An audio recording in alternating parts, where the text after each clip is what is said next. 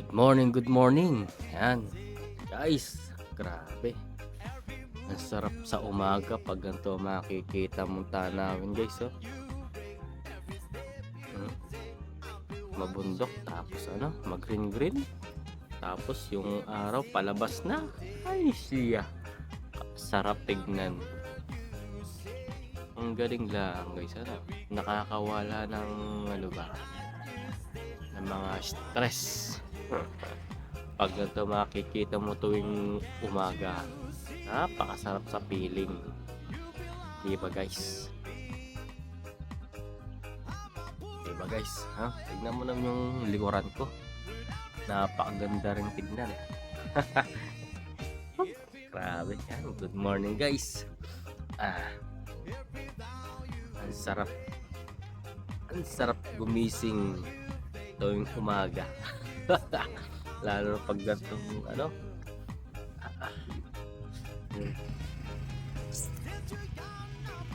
napakadapit ng amang nasa langit na ilulikha sa atin, diba?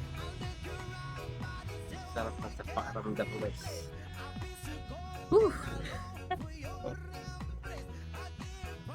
Sarap gumising tuwing umaga. Marinig mo yung mga huni ng ipon, huni ng manok, tapos makikita mo yung mga puno-puno. Ay, nakaka-refresh ng utak guys. Sarap sa feeling lang guys. Kaya kayo guys, gusto nyo tumingin sa mga ganitong lugar na nakaka-active tignan, talaga nakakawala ng depress o mga iniisip natin araw-araw sa utak natin. Kayo, pwede kayong mag-walking, pwede rin kayong tingi-tingi sa paligid nyo na alam yung refresh ng utak nyo, diba? Ang ganda ng langit. Nandito kasi sa terrace guys, kaya medyo ang tanawin, kita ko lahat, diba? Maganda rin may terrace guys, tignan nyo naman diba?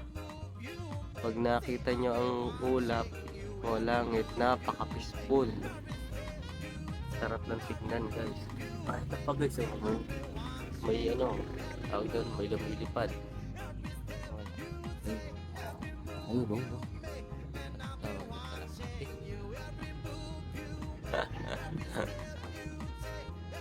diba? Iwasak natin ito.